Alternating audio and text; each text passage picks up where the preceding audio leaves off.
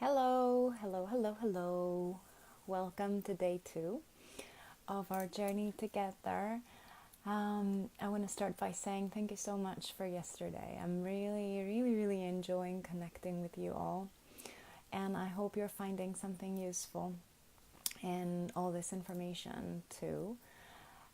So today we are speaking about the basic needs that we tend to try and meet through food, dieting, or body loathing. And you will see if you go back to day 1 in the iceberg that we worked with yesterday, you will see that that was one of the areas that I had placed at that bottom part of the iceberg. And Stacy asked a question about that earlier today, and thank you for that. She asked if you resonate with a couple of these areas or with more, then where do you start? What's the best first step to start working on that deeper inner layer of food and body image issues? And that was exactly what I wanted for us to focus on today. And I always start with this, because I feel that it's a really big one, it's a really important one. And it kind of encompasses and includes all of the other areas, right? And the real reason that we use food, dieting, restricting, excessive exercise, whatever it is that we use, is that we have, and body loathing as well, is that we have certain needs and desires that are left unmet. And that's mostly unconscious, and that's the reason we get attached to these coping mechanisms, because we don't know about those needs.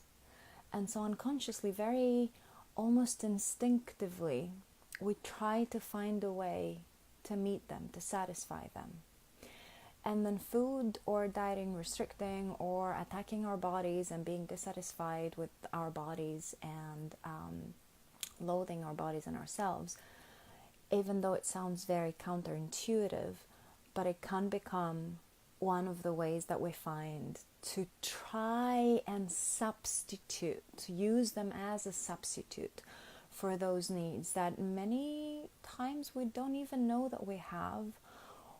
Or also the other thing that I wanted to touch on is that for most of us, especially women, we have an interesting relationship with needs and desires. And I'd love to hear what your relationship with needs and desires is, especially with needs.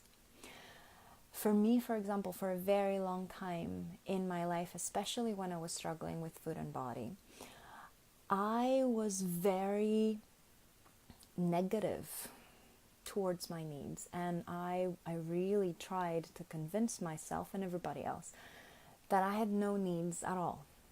I didn't need anything. And I think that's quite true for many women, partly because of our conditioning, partly because we are conditioned to put other people's needs first and our own, last of all. But also sometimes because we see needs as a sign of weakness. We see needs as a sign of neediness, and they can put us in a very vulnerable place that we don't want to go in. And so we kind of try to convince ourselves, or we feel very guilty about our needs, and we feel very judgmental about our needs, and really believe deep inside that we shouldn't have them. And I would love to hear what your own relationship with needs is, and whether you're okay with having them, whether you have any unhelpful beliefs and stories around them. And so going back to our theme of today, there is a number of common, very basic, very fundamental underlying needs which become, when left unmet, they kind of drive our behavior towards food and body. And if you go back to my post of earlier today, I posted a PDF guide which you can download, read directly from that link.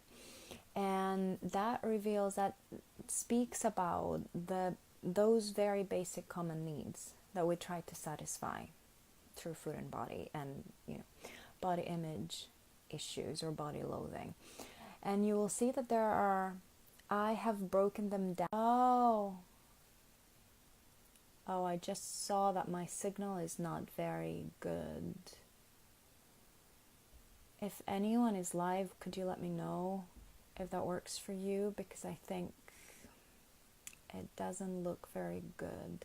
Okay, I will tune out and then tune back in and maybe start over if you can hear me, because I think that something is going wrong, and I saw someone tuning in and then disappearing. So I will stop here, I will pause here and then resume in a couple of minutes.